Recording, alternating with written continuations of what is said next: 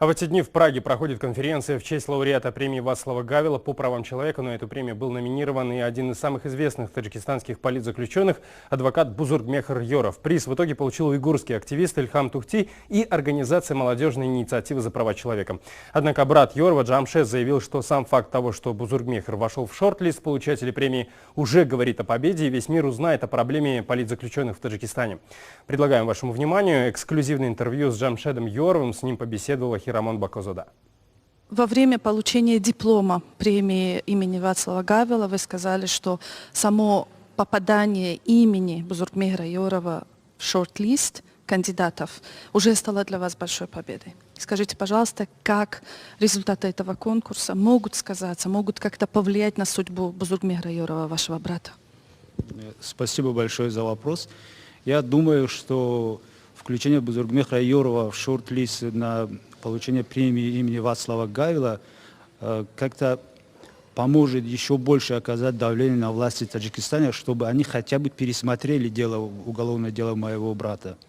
Мы думаем, что действительно в данное время власти страны не готовы выполнять рекомендации Комитета ООН по правам человека о немедленном освобождении и выплате компенсации Бузургмехру Йорову, но они хотя бы в крайнем случае согласятся на справедливый пересмотр его дела.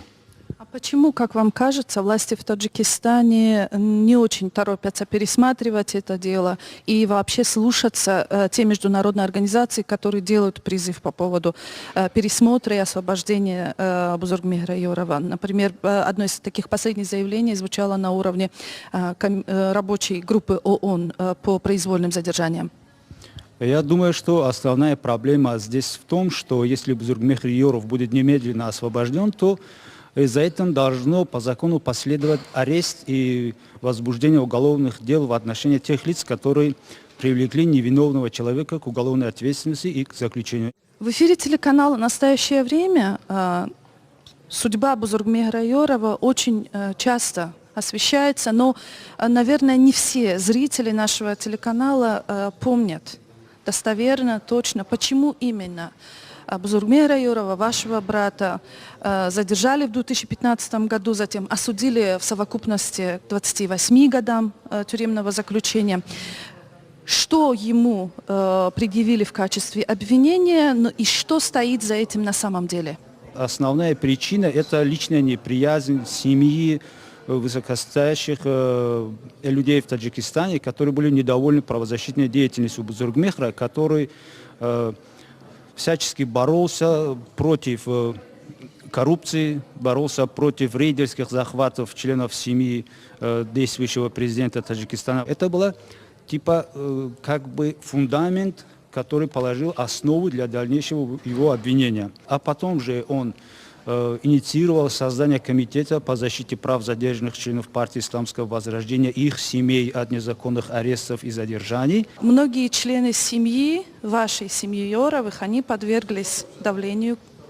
Кто-то, как вы, были вынуждены покинуть Таджикистан. Вы сами сидели в застенках какое-то время, пока шло дело Бузургмехра. Скажите, пожалуйста, кто из ваших членов семьи был вынужден покинуть страну? И оказывается ли и сейчас давление на вас, на вашу семью в Таджикистане? В данное время за рубежом, за пределами Таджикистана находятся две мои сестры с семьями и я.